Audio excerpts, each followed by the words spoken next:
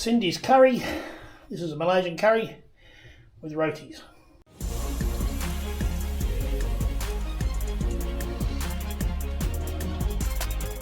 It was great, but anyway, this is the curry we buy. It's called Bubba's. You can have a look in the Asian shops. They'll have it. I buy by the 1 kilo because we go through a lot of it. We have it probably once or twice a month. So it gives you some idea. The ingredients, you can use theirs, or you can make up your own. But again, there's the ingredients. Tells you there for different things. Pours it where you want. So we've got our chicken today. This is 1.3 kilo. We got our spices, some garlic and ginger, tomatoes and coconut milk. Now it doesn't have to be organic, that would just happen to be on special, so that's what I grabbed. And we use some oil, the old dead horse and the old bum burner. And basically what you do with this curry is you put in whatever you like. Now I go through my fridge and whatever I have in my fridge is what I use. As you can see today, I always put potato and onion, 3 onions for this amount, a couple of carrots. The Brussels were in the freezer, so we're going to use them today because my guys love the Brussels. Alright, but you can put spinach, you can put whatever vegetable you want in there. There's no wrong with curry. With this curry you can use fish if you want. You put that in last, you cook the sauce and that first. I don't do by the recipe 100%, how unusual. I cook this for a long time. So I'll fry the chicken up, dice him up, and I fry him up with the spices, and then I put the curry powder with the oil, and then fry that up a little bit, then add the tomato and the coconut milk, and let it simmer, everything going for quite a few hours. Just nice and gentle heat, and the guys just go crazy for it. All right, curry. Now, for this one here, for this amount of chicken, I put 5 tablespoons. All right. So I go 1, 2, 3, 4, 5. That's plenty, more than enough. All right, now the oil. I use a fair bit of oil in this, to be honest. I throw a fair bit in. I'm using olive oil today. You can use vegetable oil, whatever you like. Just today I have olive oil in the cupboard, and that's what I'm going to use. So the idea is to make this into a paste, like so. Should be plenty. Give that a bit of a whirl. Mix him up, like this. Alright. Now you can marinate your chicken in this if you wish. That is up to you. I've found that by cooking it slow, there's no need to marinate the chicken at all.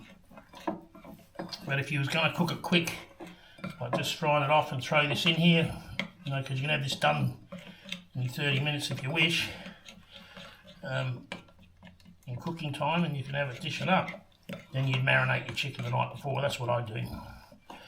But anyway, this is the way I do it.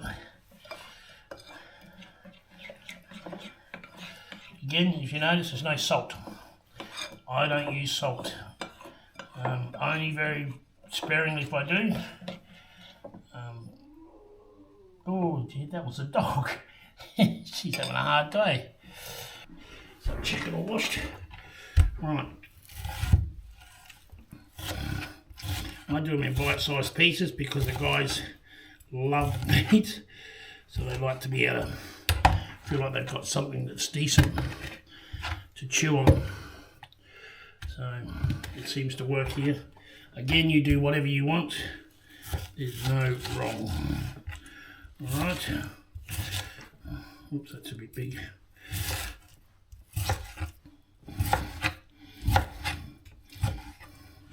Make sure again, sharp knives in the kitchen. That's the way to go. Right, I'll throw my garlic in there and my ginger. It's up to you how much you want to use. Again, that is your choice. We'll just move this out of the way a little bit so you can see what we're doing. Alright, so again, this is the old ginger. I love ginger. I put heaps into that. Just there, like so. Right. Same again. This one here. One. Put as much as you like in. We're going to use all this jar. Or we might try and scrape some more out of here. Waste not, one not. There's a little bit of cinnamon. So I use about that much. Tablespoon, I suppose. Bit of cardium. Ground cardium again. Just a little bit. That'll do. And of course, the fennel seeds. Now I fry these off with the chicken and then let it go through. I'll just mix him up a bit.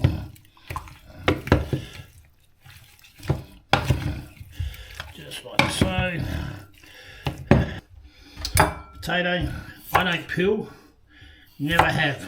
Cut them in like wedges if you want, or squares, you can do it this way, it's up to you. But generally try and keep them around the same consistency and size and volume, so they cook pretty evenly. That as well, put that in there as well. Mucking around here. Forgot about the carrot. Thank you.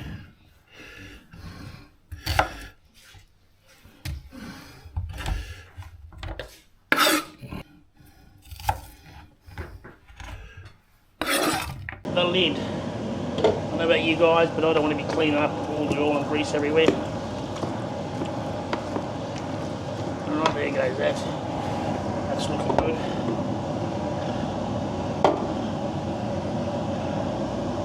Nice and then we'll set to rock and roll. Here we go.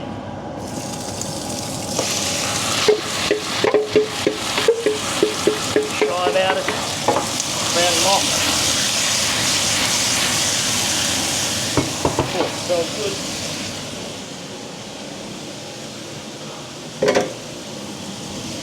Okay.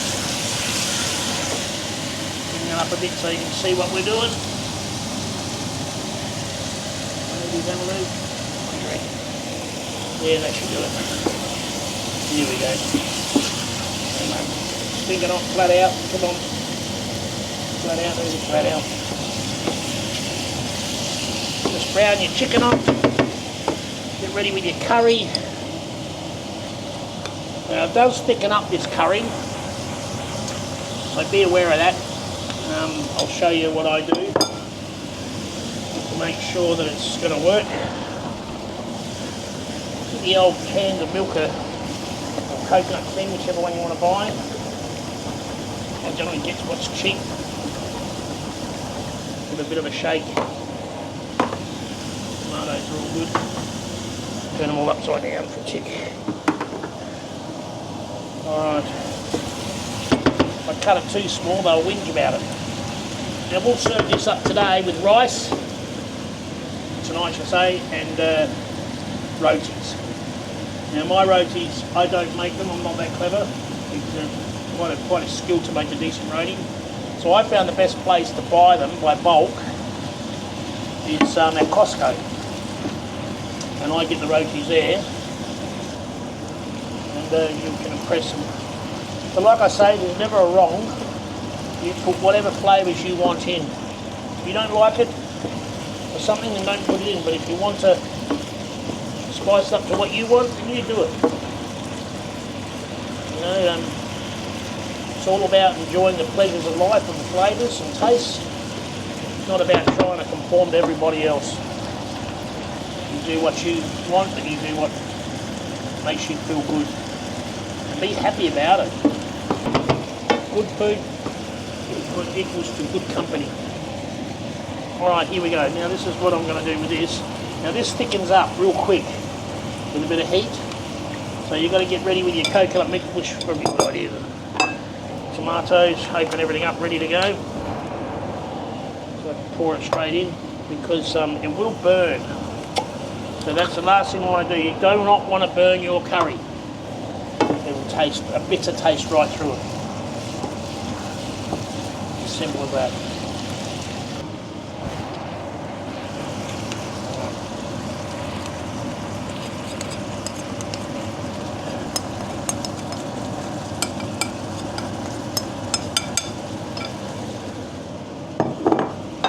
Mix that in, fry them up a little bit, but not too much, just get all the chicken covered. See how it thickens up real quick.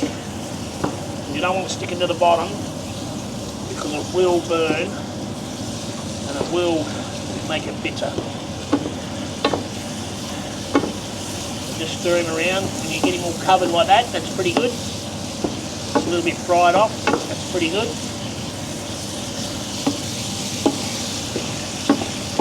Alright, that's looking pretty good. Now, we start throwing all the bits in. Right, I'm going to put a little bit of tomato in that to clean it up. There goes that one. 2 of them. Mix him up. Not wasted.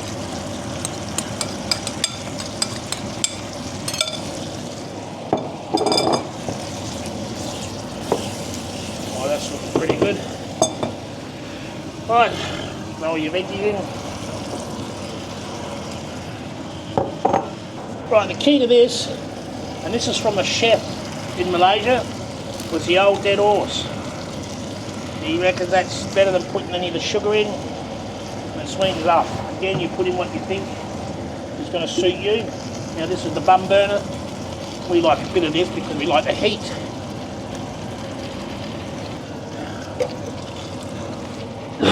Excuse me. Right, here we go. Curry's, oh, it smells good, I tell you. Neighbours will be knocking on the door in a minute, wanting a free feed. They know when I cook a curry, they like it. Let's see if we can get some of this. Try some of this stuff. That'll do us. I don't think we're going to get much more than that. Alright, mix that in. Put your other veggies in. It's cool. Turn him down a bit now, otherwise we're going to burn it. You see how it tries to stick to the bottom? You don't want to do that. Alright. So I have a nice thick wooden spoon. It's got a nice little sharp edge on it. See how it's starting to go? You've got to be careful. So just make sure you give it a good scrape through. Now we're going to put the coconut milk in. This is milk here. You can use cream if you want, it's up to you.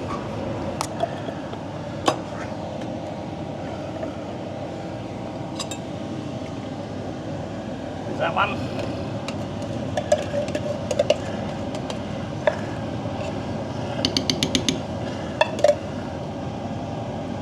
Alright, going to mix through a couple of these star anise. It's up to you if you like this one or not.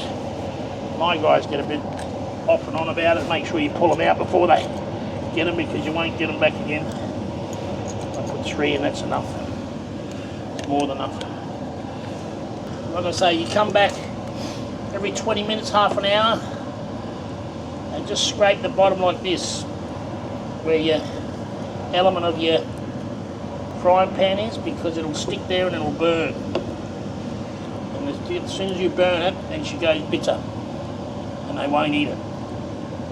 Okay, so that's the biggest thing about this curry. You've got to make sure you don't burn it. And you just let that slow cook. I generally let it go for about 4 hours. It's up to you. I get it so when the meat's nice and tender, bung that in there. It's all nice bloody food. Right, I think it's 1 cup per person. Now this curry will get 10 to 12 mils portions with the rice and the rotis, okay? So again, you freeze it up and you have it on another day. So we generally freeze it up, and it doesn't last much longer than a month because everybody has a curry now and again when they don't want to cook, which really works well. Now, I store my rice in this because it's easier for when you want to cook. I'll go about that for all of us, maybe a bit more. Guesstimation. Now, I'll show you a trick.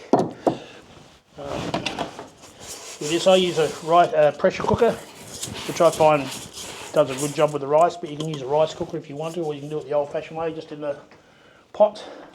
Wash it 3 times, alright? That's the best way. Put your hand there, give it a good whirl. Right. Wash all the dust off, the rice flour. Do it again. Now I'm cooking like you never cooked before, so this is for beginners. Especially you single people out there, if you're struggling to make sure you've got a good feed all the time, not sure what to make.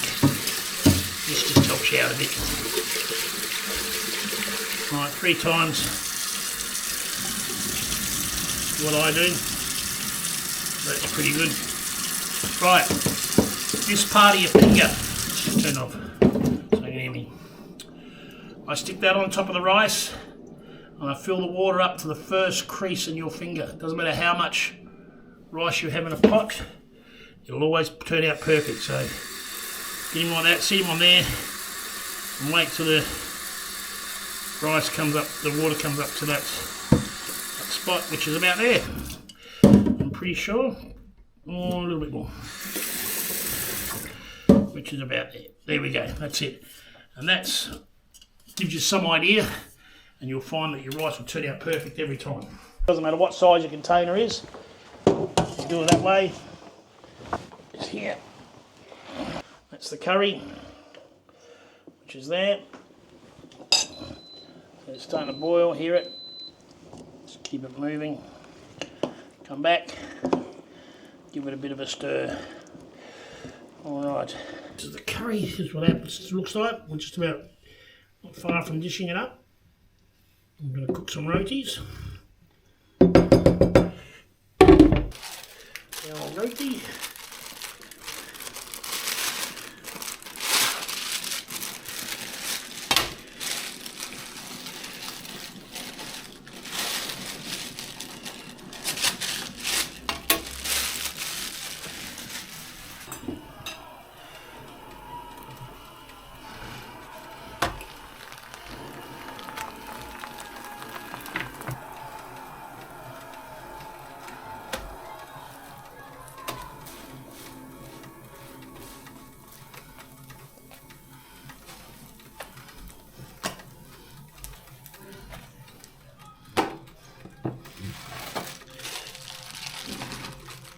Alright, we're going to get some rice for myself, and we're just going to, a bit of curry,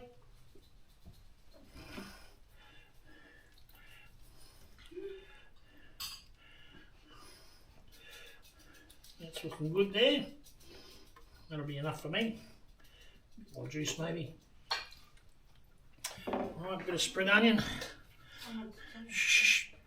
bit of spring onion. That's it there. So that's my meal, which is Cindy's curry. This is a Malaysian curry with rotis. Here we go. Right, we made 11 meals all up. We ate most of them. Now we've got this to put in the freezer. So if you're single, make sure you freeze your meals for later on. So that's why you cook a lot at once. Freeze it, and when you're lazy and you don't want to cook, you can bung it in the microwave and the job's right. And it was yummy. Alright, thanks guys for watching. Talk to you later.